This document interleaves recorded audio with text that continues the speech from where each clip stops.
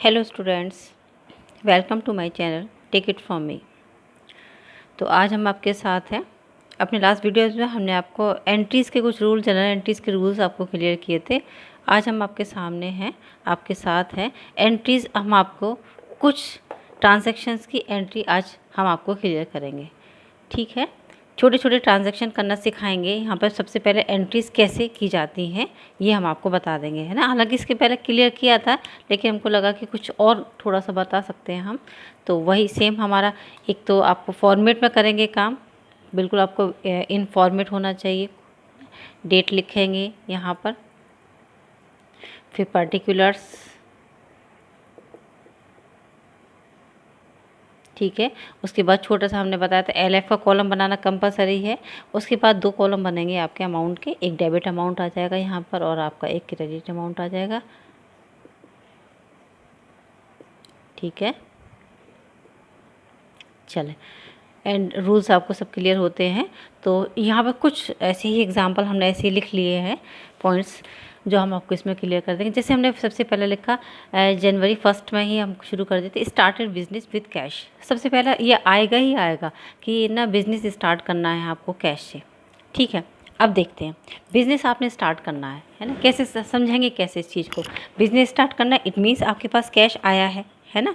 Rules के according हमने आपको क्या बताया था कि जितनी भी चीज़ें हमारे पास आती हैं, वो आती हैं, जो चीज़ें वो डेबिट कर दी जाती हैं। बताया था ये रूल हमने आपको, है ना। और हमने कहा था इन्हीं रूल से आप करेंगे, आपकी ये कभी भी चीज़ें गलत नहीं होंगी।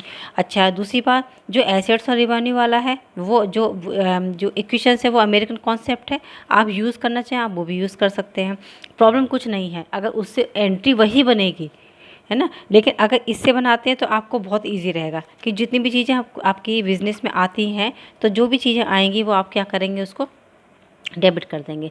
बिज़नेस आपने स्टार्ट किया, कैश आपके पास आया, तो आपने क्या करेंगे, इसको आप कैश अकाउंट डेबिट, इतना ही दूर लिखना है इस वर्ड को।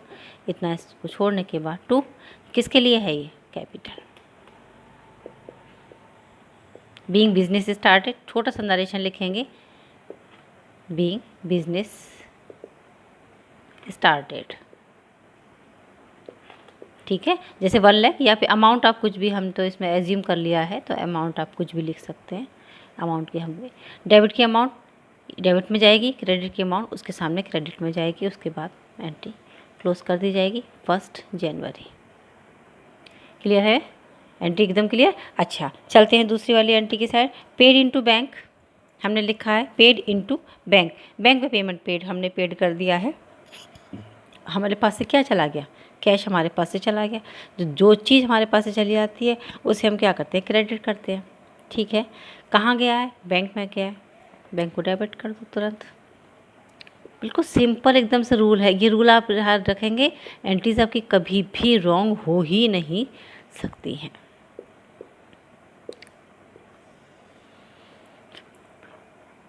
हो गया, चलिए नरेशन तो हो ही जाएगा। जो बोला गया वही वही being amount paid into bank, being amount paid in bank, जितना भी डेबिट का इसमें आ जाएगा, क्रेडिट का इसमें आ जाएगा, ठीक है। 2 जनवरी लिख लेते हैं माना कि इसको। चलिए 3 जनवरी पे क्या हुआ, bought goods from Anil. Anil से सामान हमने खरीदा है। अगर किसी का नाम मेंशन हो जाता है तो इसका मतलब हमने वो सामान किस में परचेज़ किया है, इसका मतलब क्रेडिट पे परचेज़ किया है, ठीक है।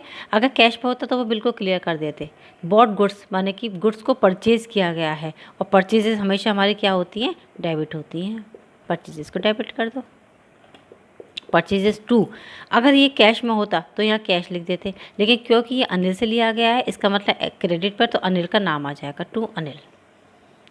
परचेजेस अकाउंट डेबिट पूरा लिखा जाएगा। अगर आप नहीं लिखेंगे आपके मार्क्स कट जाएंगे। टू अनिल, किसी के नाम के आगे अकाउंट वर्ड नहीं लगाएंगे हम। For goods bought from Anil, छोटा सा नरेशन भी आप मेंशन करेंगे, वो आप अपने हिसाब से कर सकते हैं। छोटा सा सिर्फ ये नरेट करता है कि ये आपने एंट्री किस लिए की है, तो इसलिए नरेट लिखा जाता है, ओके। ये परचेज़ की हो गई। नेक्स्ट है जैसे sold goods to Ajay. Ajay को हमने गुड्स को सेल कर दिया। हमने आपको बताया था सेल्स हमेशा क्या होती हैं, क्रेडिट होती हैं। अजय को किया, इसका मतलब क्रेडिट पे किया गया हो। फिर अजय का नाम लिखना पड़ेगा हमको, Ajay debit to sales, debit का डेबिट। समझ आ रहा है? क्लियर? अच्छा, अब आते हैं purchase furniture from Ram. Ram से हमने फर्नीचर ख़रीदा है एंड इशू चेक, और उसको फर्नीचर ख़रीदने के बदले में कैश ना दे करके हमने उसको क्या दिया है, हमने उसको दे दिया चेक। ठीक है, अब हमने एक बताया था जो भी चीज़ें हमारे पास आती हैं वो सब हमें डेबिट कर दी जाती हैं। क्या है हमारे पास? फर्नीचर। फर्नीचर को परचेज़ नहीं लिख सकते, परचेजेस में हमने क्या बताया, वो गुड्स बताएंगे जिसका आपका बिजनेस है। तो हमें क्या लिखना होगा यहाँ पे? Furniture account debit. पेमेंट किस में हुआ है इसका? चेक के थ्रू हुआ है, टू बैंक आ जाएगा, टू बैंक अकाउंट, जितने का भी आपने ख़रीदा हो। विजिबल है ना? फर्नीचर तक क्लियर हो, दिख रहा है एकदम से प्रॉपर? इतनी बात मुझे लगता है, इतनी एंट्रीज आपको क्लियर हो रही हैं ये सारी। ठीक है, चलें अब आगे और बताते हैं। ये परचेज, ये फर्नीचर को हमने बैंक में मैंने चेक के थ्रू इसका पेमेंट किया, इसलिए हमने ये लिख दिया है। ठीक है, अब आगे और एंट्रीज करते हैं, इतनी इरेज कर देते हैं। अब बताते हैं हम आपको नेक्स्ट एंट्री।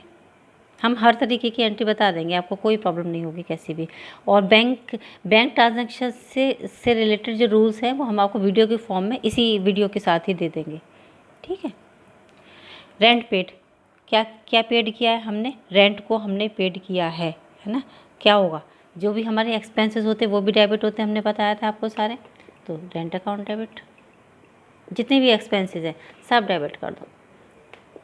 पेमेंट किया इसका मतलब कैश में किया होगा, cash account, big rent paid. ठीक है, आगे देखिए हमने एक और लिखा है bought machinery in cash. Machinery खरीदी हमने कैश में, क्या आया हमारे पास? मशीनरी आ गई, मशीनरी को डेबिट कर दो तुरंत।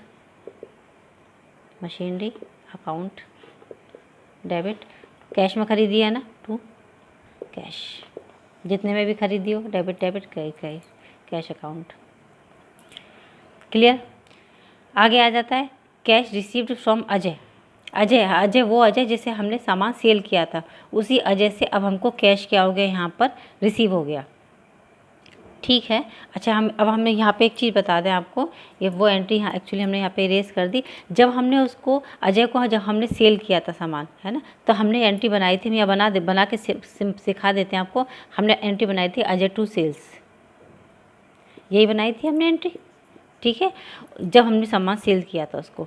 लेकिन अब क्या, उसके पास से हमारे पास क्या आ गया? कैश आ गया, कैश आ गया, कैश आ गया। तो जो चीज़ आती है वो हमें डेबिट करनी होती है, तो क्या आया? Cash account debit. कहाँ से आया?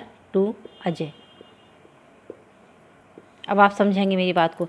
यहाँ पर अजय डेबिट हुआ था जब हमने सेल किया था, यहाँ पर अजय क्या हो गया? क्रेडिट हो गया। इट मीन्स इसका अकाउंट यहाँ पर पूरी तरीके से फिनिश हो गया। समझ गए मेरी बात को आप? जब हमने सेल किया था अजय को, तब हमने अजय को उस टाइम डेबिट किया था। ठीक है, अब हमारे पास अजय से कैश आ गया, तो कैश को तो हमने डेबिट कर दिया, और टू अजय, इसका मतलब अजय वहाँ डेबिट हुआ था, यहाँ क्रेडिट हुआ, तो क्लैश हुआ? नहीं हुआ, क्लैश हो गया। इसका मतलब अजय का अकाउंट हमारे पास से फिनिश हो गया। ठीक है, अब और इसमें क्या काम हो सकता है? जैसे माना 10,000 रुपीज़ का सेल हुआ था, अभी उसके पास से सिर्फ 5,000 रुपीज़ ही आए हमारे पास, इसका मतलब 5,000 रुपीज़ का अभी भी अजय का अकाउंट हमारे पास ओपन रखा हुआ है। इन फ्यूचर फिर देगा हमारे पास पैसे। ऐसी ट्रांजैक्शन होता है, बिजनेस के ट्रांजैक्शंस ऐसे ही होते हैं, बड़े बड़े लेवल पे काम होते हैं, तो इसीलिए हमेशा अकाउंट बने ही रहते हैं, और पैसा थोड़ा आता है फिर चला जाता है, फिर आ रहा होता है फिर चला जाता है। इस तरीके से ये ट्रांजैक्शन घूमते रहते हैं, और बहुत बड़े बड़े अकाउंट तैयार हो जाते हैं। समझ गए होंगे आप लोग मेरी बात को? हो गया, हम आज अजय के पास से आ गया। आगे देखें, withdraw cash for personal use. Cash लिया है हमने, बैंक से कैश निकाल के लाए हैं अपने पर्सनल यूज़ से के लिए। ठीक है ना? अब क्या होगा? पर्सनल यूज़ को क्या कहा जाता है? Drawings account debit. टू कहाँ से लिया है? बैंक। क्लियर है?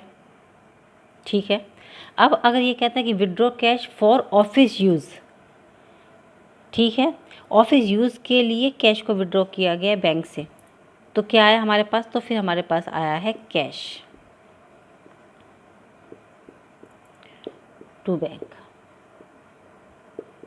अगर पर्सनल यूज़ के लिए होगा तो ड्राइंग्स आएंगी, है ना, और अगर अपने ऑफिस यूज़ के लिए होगा तो फिर वो कैश कहा जाएगा।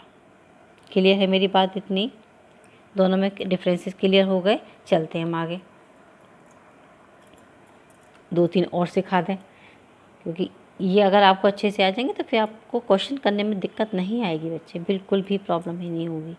आगे देखें, अजय रिटर्न गुड्स। अजय को हमने सामान बेचा था, उसने पैसे भी हमें दे दिए थे, लेकिन अब उसने क्या किया, उस सामान को हमें कुछ सामान उसमें से वापस कर दिया है। बिका हुआ सामान मीन्स वापस आ गया है। ठीक है, जब हमने उसको सेल किया था, जिस टाइम पे हमने सेल किया था, हमने एंट्री बनाई थी Ajay to sales, Ajay to sales. ठीक है, सेल्स हमेशा क्या होती है, क्रेडिट होती है। बिका हुआ सामान ही हमारे पास वापस आया, इसका मतलब सेल्स रिटर्न है, तो ऑब्वियस बात है कि सेल्स रिटर्न क्या हो जाएगी, डेबिट हो जाएगी। समझ लें आप हमेशा मेरी बात को, सेल अगर क्रेडिट होती है तो सेल्स रिटर्न हमेशा डेबिट होती है। लिखेंगे आप सेल्स रिटर्न अकाउंट डेबिट।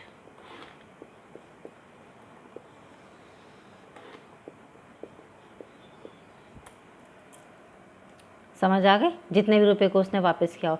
अगर यही परचेज रिटर्न होती तो परचेजेस हमेशा डेबिट होती है, तो परचेज रिटर्न क्या हो जाएंगी, क्रेडिट हो जाएंगी। ठीक है,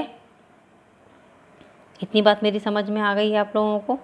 चलते हैं आगे, है ना। अब क्या हुआ, जैसे कमीशन रिसीव हुआ है तो हमने बताया था कि जो भी चीज़ हमारे पास आ जाती है वो सब क्या हो जाती है, डेबिट हो जाती है। कमीशन को सीधे सीधे कमीशन को हम क्या कर देंगे,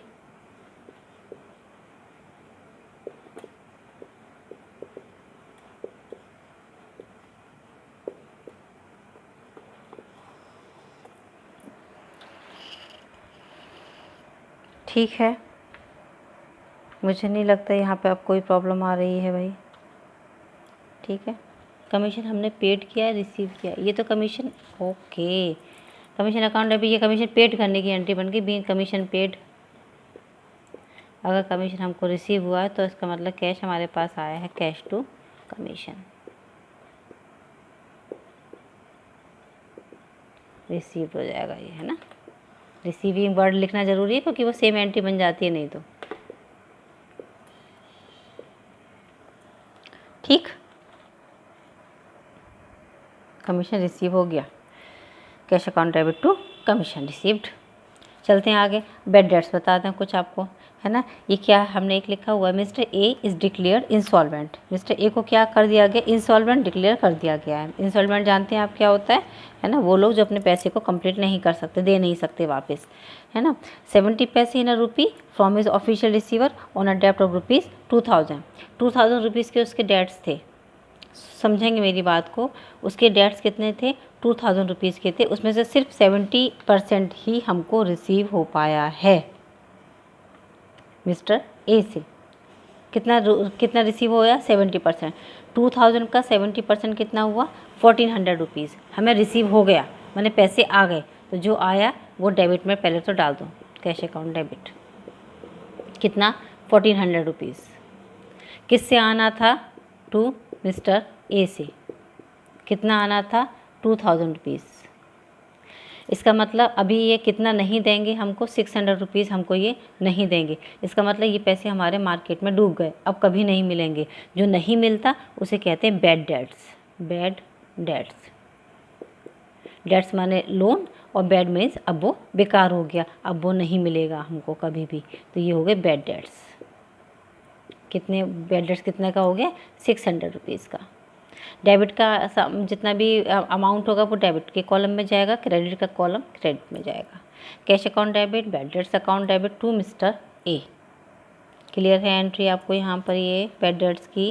बैड डेट्स मतलब हमारे लॉसेस होते हैं, और लॉसेस हमेशा हमारे डेबिट में जाते हैं। ठीक है, हमने एक और क्वेश्चन लिखा है लास्ट में, received cash from Mohan ₹500 whose account was written off as bad debts last year, है ना। एक मोहन का एक अकाउंट था जो इसे हमने बैड डेट्स डिक्लेयर कर दिया था लास्ट ईयर में।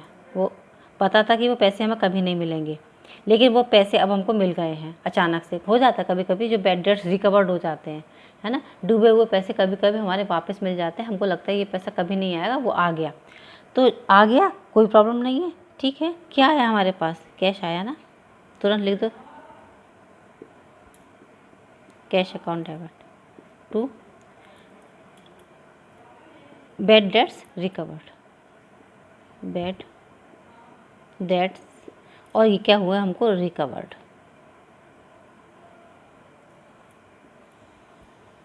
ठीक है,